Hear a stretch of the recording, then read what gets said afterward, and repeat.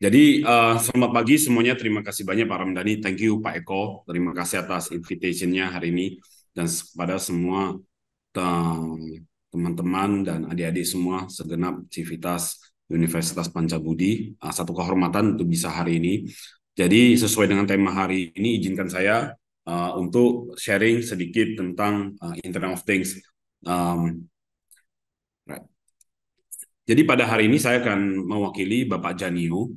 Jadi Pak Janio sendiri uh, ada berhalangan secara mendadak.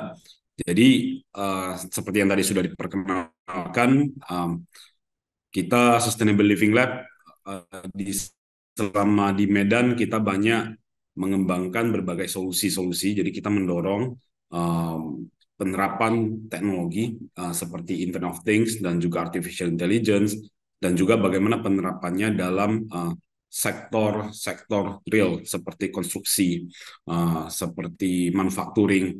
Jadi di tahun 2021, 2022 itu kita banyak berfokus kepada penerapan IoT di manufacturing. Tetapi pada prinsipnya ini, prinsip-prinsip daripada IoT itu tidak jauh berbeda. Hanya bagaimana kita mendapatkan apa yang kita inginkan. That is the first questions. Itu adalah tujuan objektif utamanya. What we want. Apa yang ingin kita capai dari teknologi ini.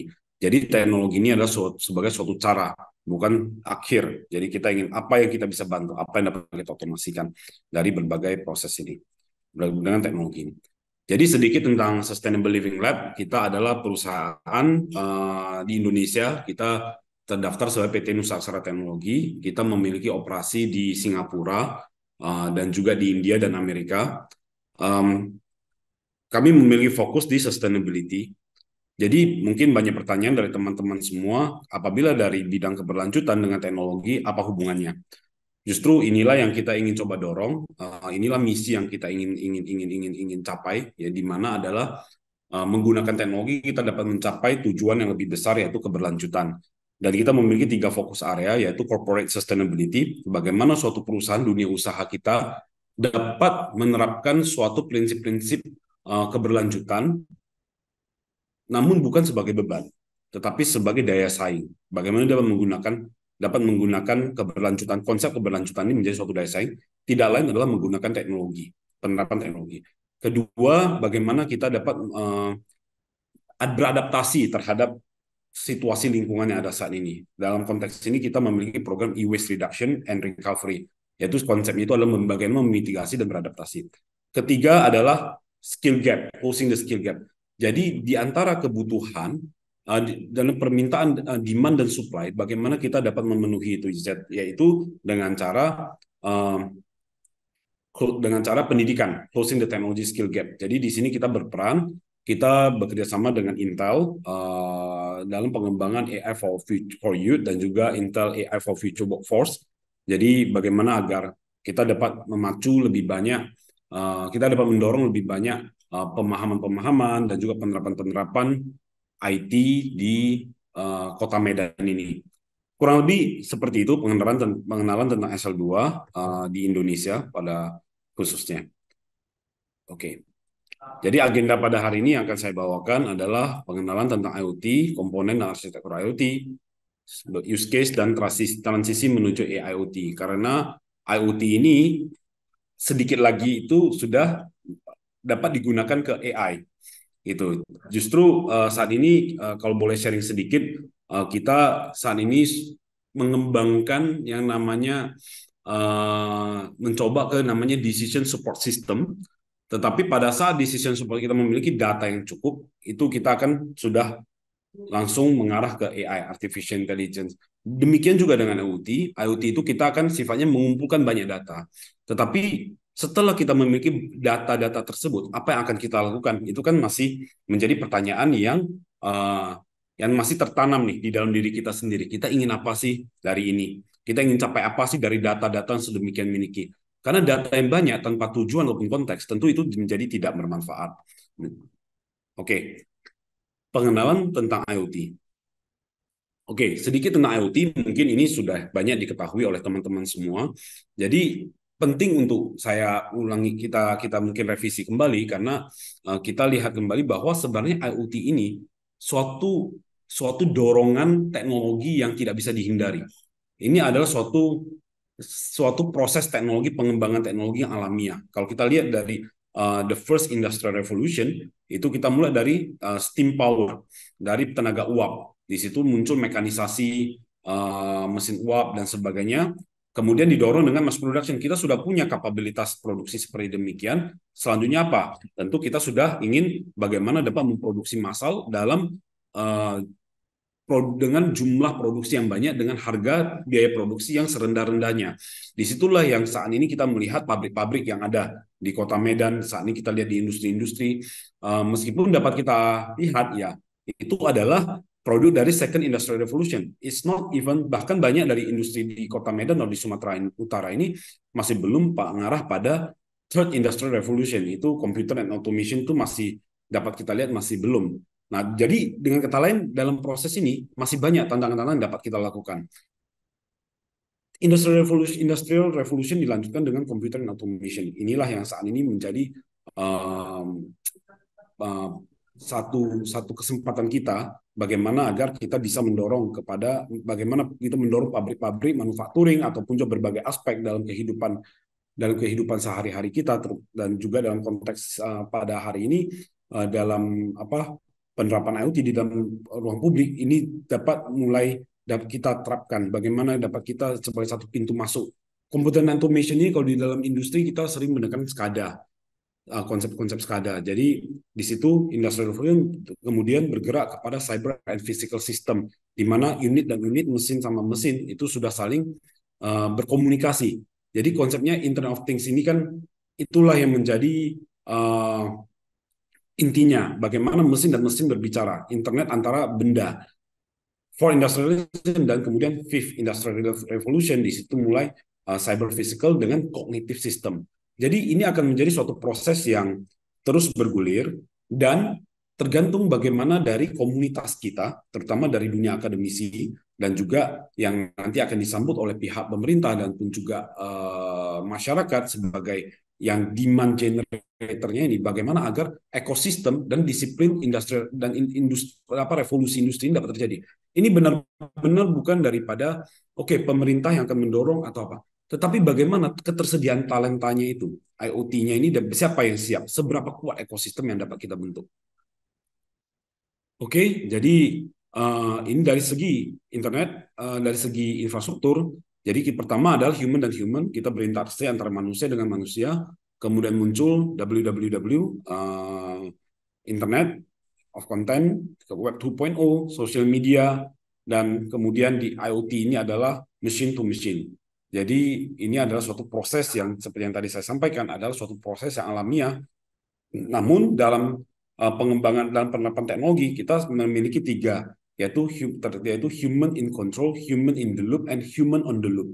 Jadi bagaimanapun, apapun teknologi yang berkembang, tetap manusialah yang menentukan. Jadi bukan sifatnya, karena IoT, kemudian terjadi otomasi dan pengangguran yang luar biasa. Tidak.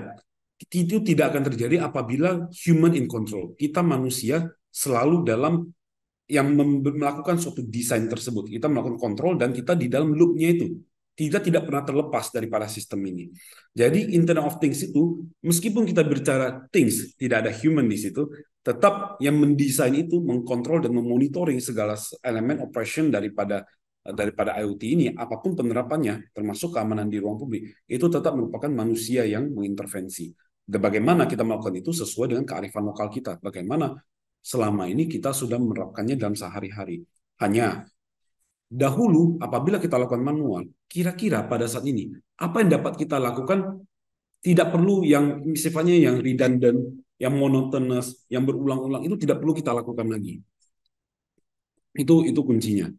Itu esensi pertama daripada IoT itu sendiri. Kemudian ya sebentar ya. Ini ya saya lanjutkan kembali Internet of Things. Jadi inilah yang dimaksud dengan Internet of Things, yaitu collective network of connected device. Jadi berbagai jaringan yang dihubungkan dengan peralatan-peralatan untuk kita mendapatkan apa yang kita ingin capai, data-data yang ingin kita capai, analytics yang ingin kita capai. Jadi Internet of Things itu pada dasarnya adalah mengkoleksi data. Kuncinya adalah data apa yang kita inginkan, agar nantinya apabila kita terapkan kemudian ke AI, yaitu machine learning, itu menjadi sangat mudah untuk dikelola. Analisa apa yang ingin kita dapatkan. Saya kira Internet of Things secara umumnya demikian. Manfaatnya tentu jelas. Manfaatnya itu yaitu peningkatan efisiensi dan otomasi proses. Seperti yang tadi saya sampaikan. Sebelumnya yang banyak yang kita lakukan ini repetitif. Kini kita sudah dapat program dan kemudian mengambil datanya itu dari devices yang kita sudah install di ini, kita apa yang kita ingin capai, apa yang kita lakukan. Maka sering mendengar namanya smart camera, smart CCTV, segala sesuatunya itu smart. Tetapi smartnya itu pada apa yang kita programkan, apa yang ingin kita dapatkan dari benda tersebut. Kendali jarak jauh, peningkatan di bidang uh, di berbagai bidang termasuk kesehatan, manfaat pengawasan di lingkungan dan juga keamanan. Keamanan ini memiliki aspek sosiokultural yang tidak serta-merta dapat kita beli. Oh, ada sistem IoT apa nih di Singapura atau ada sistem IoT apa nih di Korea. Tidak serta-merta dapat kita lakukan itu. Ini kembali lagi penerapan IoT ini adalah kembali lagi kepada kita sendiri sebagai komunitas, kita ini sebagai masyarakat yang berbudaya, bagaimana sih selama ini dapat kita lakukan di dalam lingkungan kita. Nah, kita akan melakukan itu. Jadi IoT ini sebenarnya kita tidak perlu takut dengan produk-produk atau kompetisi-kompetisi asing, karena pada akhirnya desain itu sendiri adalah oleh diri kita untuk diri kita sendiri. Bagaimana desain yang cocok untuk dapat kita terapkan. Karena unit-unit kalau kita lihat hardware-hardware yang ada di pasaran itu sebenarnya itu sangat sangat gimana ya? Itu sebenarnya tidak diprogram apa-apa. Justru kita lah yang harus memprogram apa yang ingin kita capai desainnya. IoT architecture-nya itu harus seperti apa framework-nya. Jadi sebenarnya inovasi di bidang IoT ini luar biasa, meskipun prinsipnya itu sangat dasar ya. Sebenarnya bukan suatu hal yang seperti harus uh, canggih sampai bagaimana, itu tidak. Tapi ini sebenarnya adalah bagaimana kita secara uh, dalam kehidupan sehari-hari apa yang kita ingin kita desain. Jadi nanti pada saat penerapan IoT ini, penerapan dan inovasi IoT ini tidak jauh daripada design thinking yang seperti teman-teman di bidang kewirausahaan sudah belajar dan explore. Oke, seperti yang tadi saya sampaikan, barangnya ini apa? Sebenarnya cukup sederhana. Barang ini bisa berupa sesederhana printer, kursi, bahkan lampu, apapun itu. Semua benda yang ingin kita lakukan, semua benda yang dapat kita berikan sensor, di situ dapat kita ukur.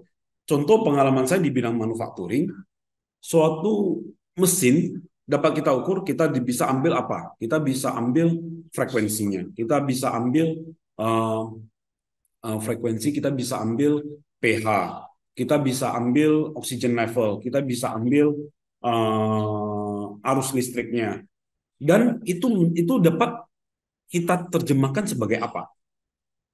Apakah itu terdapat suatu frekuensi, apabila getaran yang tinggi itu kita dapat menjadi suatu masukan bahwa oh ada sesuatu yang terjadi, mungkin baut-bautnya itu kurang kencang atau sebagainya, kita dapat fokus ke situ.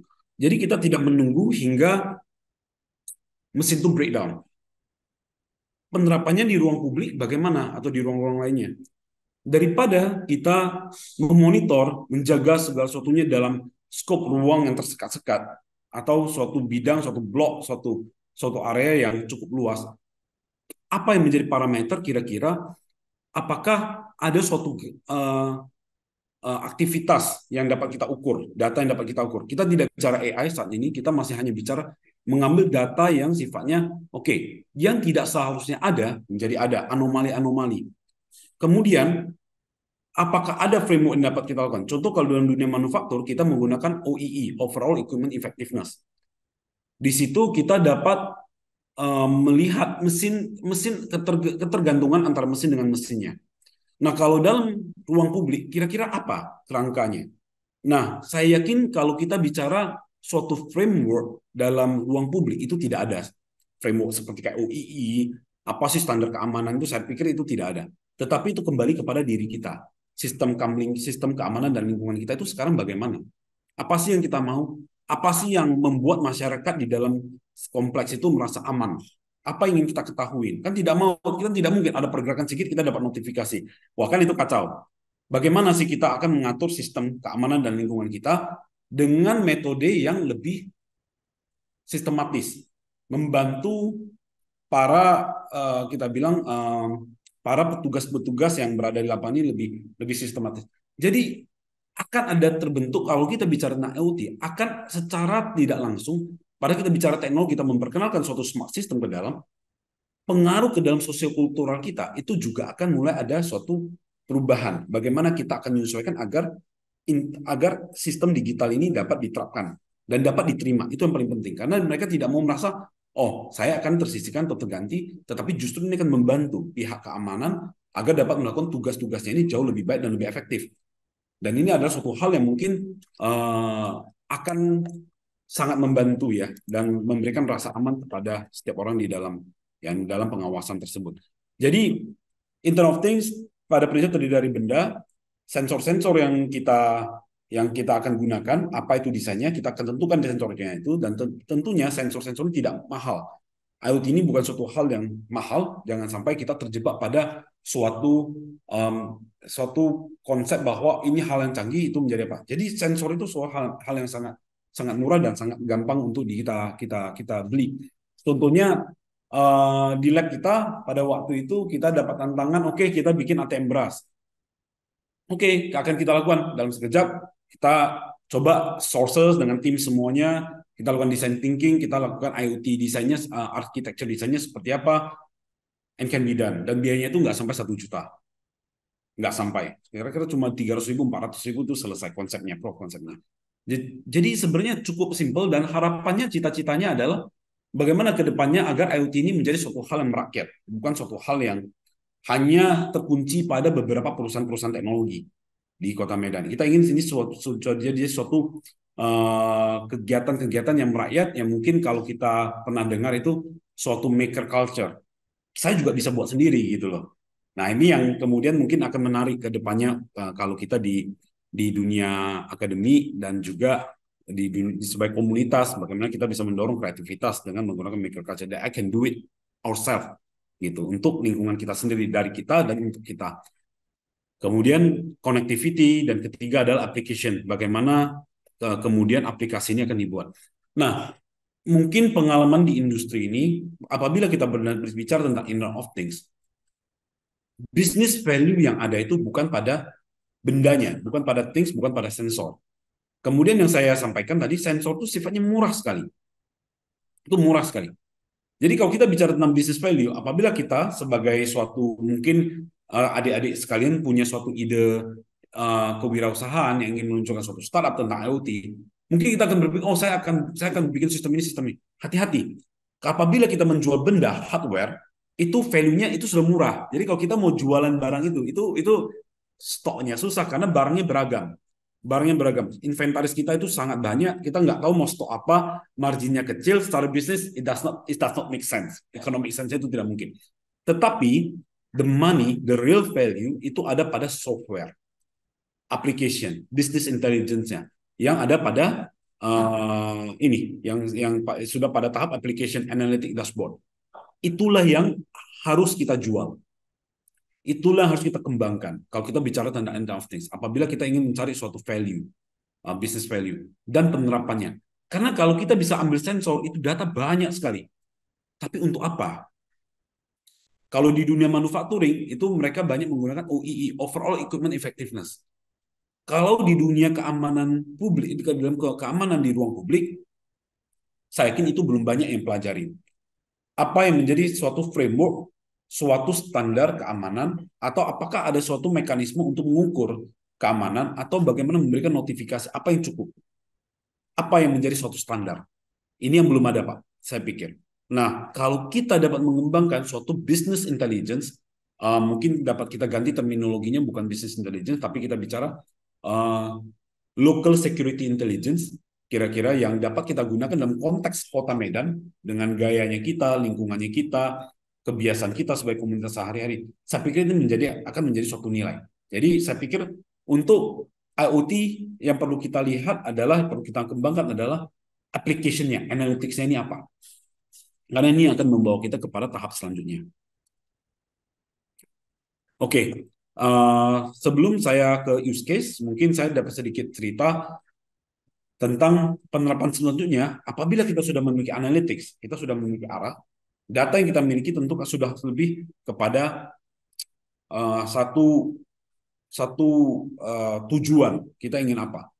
Datanya sudah mulai terarah, datanya sudah bersih, tentu ini akan menjadi pintu masuk untuk penerapan-penerapan lainnya seperti AI. Mungkin seperti kayak image recognition, terus kayak machine learning, dan berbagai hal lainnya yang saya pikir dapat kemudian kita lanjutkan. Jadi IoT ini bisa dapat dikatakan sebagai suatu proses untuk sebagai frontline. Tanpa IoT tidak akan ada AI. Itu tidak mungkin karena itu AI itu berkaitan dengan data. AI itu sangat sangat gimana ya? Sangat membutuhkan data dalam jumlah besar. Dia butuh data terus. Kalau tidak ada data, dia tidak belajar. Itu bukan AI. IoT ini adalah frontline daripada apapun teknologi, emerging technologies ke depannya. Jadi apa yang dilakukan oleh Universitas Pancabudi melalui sesi pagi ini sebenarnya sangat-sangat baik sekali. Dan kedepannya saya harap agar semakin banyak pengembangan-pengembangan IoT system yang dapat lahir dari program-program yang sudah diluncurkan oleh Universitas Pancabudi, dan kemudian pada akhirnya nanti proses daripada inovasi ini akan ada suatu konsolidasi sebenarnya. Apa yang akan digunakan teknologinya, infrastrukturnya seperti apa yang akan digunakan. Nah, ini sebenarnya area yang sangat kuat yang dipegang oleh Pak Janio untuk infrastrukturnya itu server dan sebagainya. Ini yang kemudian akan menjadi suatu inovasi-inovasi yang akan lahir secara lokal, bukan kita mengadopsi gitu. Oke, jadi use case-nya dapat kita lihat sebenarnya di Surakarta, smart security camera sudah diterapkan. Jadi memang IoT ini suatu hal yang sudah trending dan urgensinya juga sudah mulai tinggi dan sudah banyak dilakukan oleh kota-kota di Indonesia. Kurang lebih security camera ini digunakan oleh warga untuk memonitor keamanan di Kelurahan Manahan di Surakarta. Keunggulannya ini adalah remote monitoring, crime prevention, dan juga community awareness. Namun tentu saja ini membantu karena dulu mungkin kita punya CCTV, tapi seberapa lama kita duduk di depan CCTV kita untuk memonitor ada yang ganggu nggak ya? Lah kalau kayak gitu kan, jadi malah kita jadi mantau CCTV-nya kan jadi apa? Bukan itu tujuan esensinya. Tetapi apabila ada suatu hal yang tidak semestinya, suatu ada human detection pada tempat yang tidak semestinya, disitulah kita mendapatkan notifikasi. Seharusnya seharusnya tidak ada orang nih, nggak boleh ada yang masuk loh, tapi ada yang masuk. Jadi kalau dapat kita lakukan, ini adalah suatu konsep yang cukup sederhana. Sebenarnya hardware-nya ini juga sudah ada, market ready solution-nya juga sudah ada. Cuma kalau kita install sekarang kan mungkin teman-teman agak repot ya. Banyak aplikasi, banyak download, banyak ini, banyak notifikasi karena itu tidak terstruktur. Tidak terstruktur. Kalau kita dampak, jadi kalau saya beli CCTV ini sudah IoT belum? Sudah, tapi parsial. Itu belum satu sistem. Kita tidak butuh itu. Jadi handphone kita tiap kali mungkin saya beli, mungkin di rumah saya ada satu, kantor saya ada satu, tiba-tiba masuk human detection, masuk. Wah, itu itu bukan solusi juga kan. Kita mau melihat apa? Rupanya cuma kadang ada siapa lewat, ada saudara lewat, ada apa masuk sebentar. Itu kan bukan satu sistem. Tapi bagaimana menjadi satu sistem? Bagaimana kita mengolah dalam satu business analytics yang kemudian dapat bermanfaat? Itu jadi satu tantangan kita, dapat kita kembangkan dan itu saya yakin belum banyak yang ada di pasaran saat ini yang belum kita. Itu harus dikembangkan oleh, mungkin dari saya harus dikembangkan dari dunia akademisi dan juga dari komunitas. Bagaimana yang cocok karena barangnya ada, teknologinya ada. Jadi semua sudah sangat terbantu. Tinggal bagaimana kita dapat mengcustomize ini dalam konteks lokal, use case-nya kita seperti apa. Gitu. Ya, jadi dalam konteks ini kita coba jabarkan implikasinya adalah regulasi data dan privasi, keterlibatan warga sekitar, beban biaya pada pemasangan dan perawatan. Regulasi data dan privasi saya pikir karena sifatnya masih IoT, hanya sifatnya detection dan sebagainya, itu masih cukup sederhana, tidak ada yang masih belum ada suatu hal yang perlu kita apa. Tetapi apabila ini sudah diterapkan oleh pihak pemerintah, itu menggunakan data pribadi kita. Nah, itu mungkin harus kita data governance harus in place. Kira-kira data apa yang cukup, data apa yang tidak. Itu kemudian keuntungannya adalah otomasi 24 jam, tentu saja lebih baik daripada manusia. Dan tantangannya seperti yang tadi saya sampaikan adalah privasi dan perlindungan data, bagaimana warga menerima teknologi baru ini. Tentu seperti yang tadi saya sampaikan sebelumnya, kita harus memastikan bahwa ini adalah human in the loop. Jadi tidak akan menggantikan manusia, tetapi justru akan membantu manusia. Jadi tidak ada alasan untuk kita menolak atau resisten terhadap teknologi ini. Mungkin saya coba percepat. Case study ini adalah monitoring kualitas air danau sebagai mitigasi kebencanaan di Ponorogo. Salah satunya ini adalah fokus pada real time monitoring pH pH level, kekeruhan. Kalau kita bicara di wastewater treatment itu kita bicara tentang TSS level, total suspended solid, oksigen terlarut itu DO level, dissolved oxygen, dan juga temperatur. Jadi di sini IoT akan dapat membantu dalam penerapan lingkungan. Contoh dalam konteks salah satu perusahaan kita, Satria Nusa Engineering, dalam hal wastewater treatment, itu kita mungkin teman-teman juga pernah mendengar itu ada namanya sistem sparring oleh Kementerian Lingkungan Hidup, yaitu sistem pengendalian air, pengelolaan air limbah yang dipantau secara terus-menerus. Itu namanya sistem sparring. Jadi itu cukup simpel, sensor-sensor itu terhubung kepada air limbah, kepada kolam air limbah, output air limbah, dan itu terhubung langsung ke server Kementerian Lingkungan Hidup. Jadi ini sebenarnya IoT ini sudah menjadi driving force, menjadi suatu teknologi yang enabling semua, dan saya pikir memberikan manfaat cukup banyak. Siapapun dapat mengetahui segala sesuatu dalam bentuk real time, sehingga hal-hal dapat kita preventive measure dapat kita lakukan. Saya pikir ini use case yang dapat saya sharing, dan ini sedikit penjabaran yang dapat kita analisa apa implikasi, keuntungan, dan juga tantangan-tantangannya yang masih harus kita pelajarin. Dan mungkin dalam hal ini adalah fleksibilitas desain pada infrastruktur sensor yang dibuat. Sorry, slide saya rupanya belum slideshow ya. Ya. Ya, oke. Monitoring perlindungan lingkungan, kolaborasi antar pihak, pemerintah, industri, dan masyarakat. Ini yang tadi saya sampaikan. Apabila IoT dalam keamanan publik, maka kita perlu melibatkan bukan hanya satu dua orang, tetapi melibatkan satu ekosistem. Siapa yang terlibat? Stakeholder, mungkin bahasa tepatnya. Stakeholder, pemerintah, keamanan lingkungan setempat, masyarakat, dan juga kita akademik, bagaimana kita dapat mendesain suatu solusi yang tepat. Dan kemudian slide terakhir saya pikir topik terakhir yang saya ingin sampaikan adalah transisi menuju AIoT. Seperti yang tadi saya sampaikan, IoT ini sangat dekat eratnya dengan AI. Jadi maka sering teman-teman dengar tentang AIoT. Jadi without AI, the IoT will simply be a bunch of devices connected to the internet. Jadi end goal-nya ini pada akhirnya ini bukan hanya tentang IoT itu, tapi kita harus bergerak kepada what is the incoming technology, yaitu AI. Namun kita berbicara AI, kita pun harus menyederhanakan AI ini sendiri juga. Sebab AI ini adalah suatu proses yang tidak dapat dihindari karena IoT sudah memberikan demikian banyak data. Hanya AI membantu memberikan suatu sensibility. Apa sih makna dari seluruh data ini?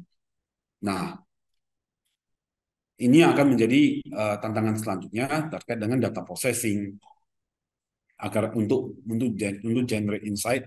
Kemudian ya saya pikir sih untuk salah satu poinnya adalah mengatasi keterbatasan bandwidth. IoT kan hanya mengirimkan data mentah nih.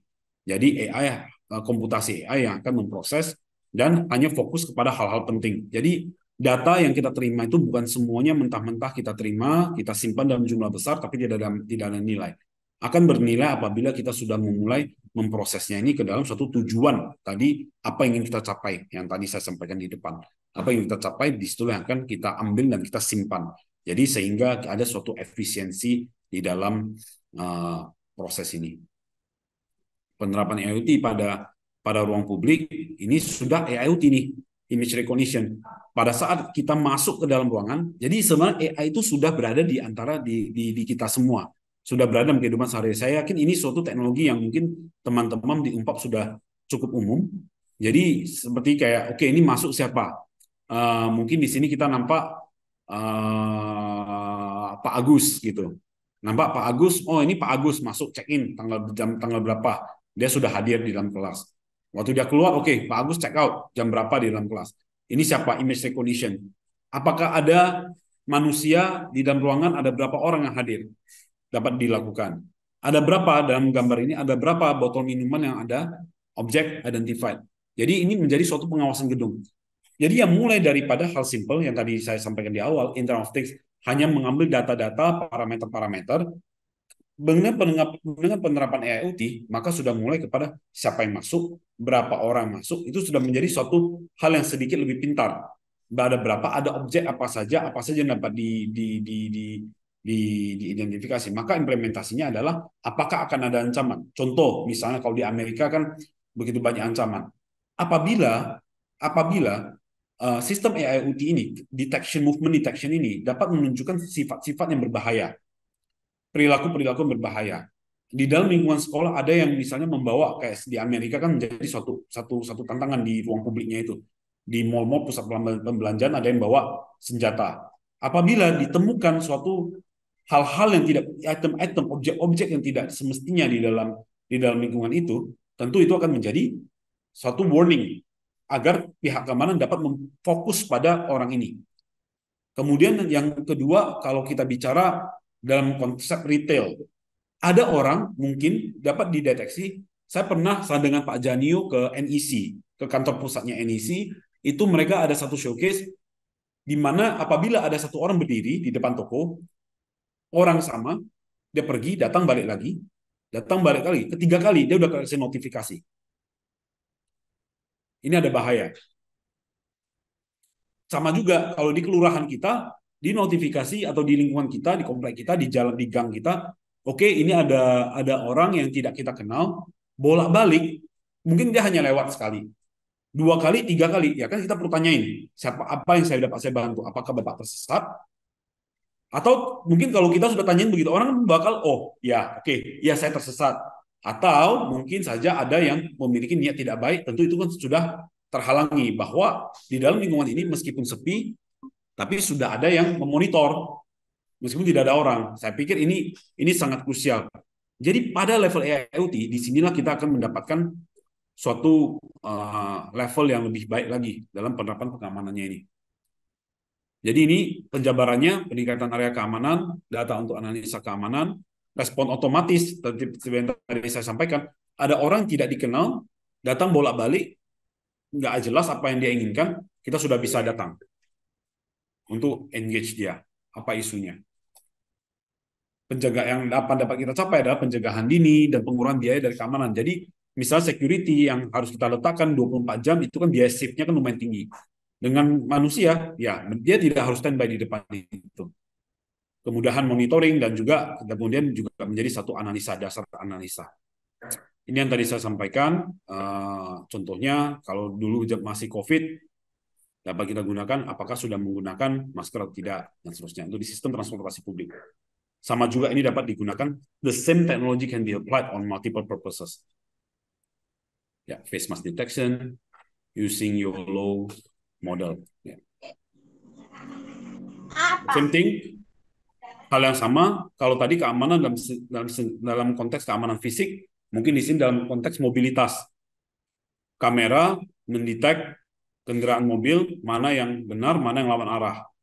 Salah satu ini. Disinilah polisi, Polantas dapat segera bergerak apa yang terjadi. Memonitor ini. Ini contoh-contoh dari aplikasi yang dapat kita lakukan. Traffic violation detection, karena ini membahayakan publik, keamanan publik juga. Tantangan keamanan pada IoT saat ini, tantangan kita masih sangat lemah karena saya yakin dari segi regulasi sendiri kita masih sangat lemah. Segi inovasi ekosistemnya masih belum banyak terbentuk. Jadi ini menjadi tugas dan PR kita semua. Kita butuh seperti yang dalam poin-poin ini, autentifikasi yang lemah, keamanan pada perangkat fisik, serangan pada DDoS. Sebenarnya pada IoT ini akan membutuhkan suatu ekosistem daripada suatu ekosistem talenta di mana cyber security ini akan penting, akan sangat penting menjadi satu bagian yang mendukung IoT system. So, IoT has to come as a system. Salah satunya adalah cyber security, dan kedua yang tadi saya sampaikan, analytics-nya ini seperti apa? Data processing-nya, business analytics-nya. Kita mau seperti apa? Yang semuanya nanti akan terangkum dan terangkai dalam suatu konsep namanya AIoT. Tren mendatang adalah, tadi yang sudah kita sampaikan adalah AI, konektivitas 5G, kemudian smart city, dan juga perawatan kesehatan. Ini maksudnya adalah pelayanan publik. Jadi semua harus datang dalam satu sistem yang didukung oleh multiple disiplin ini.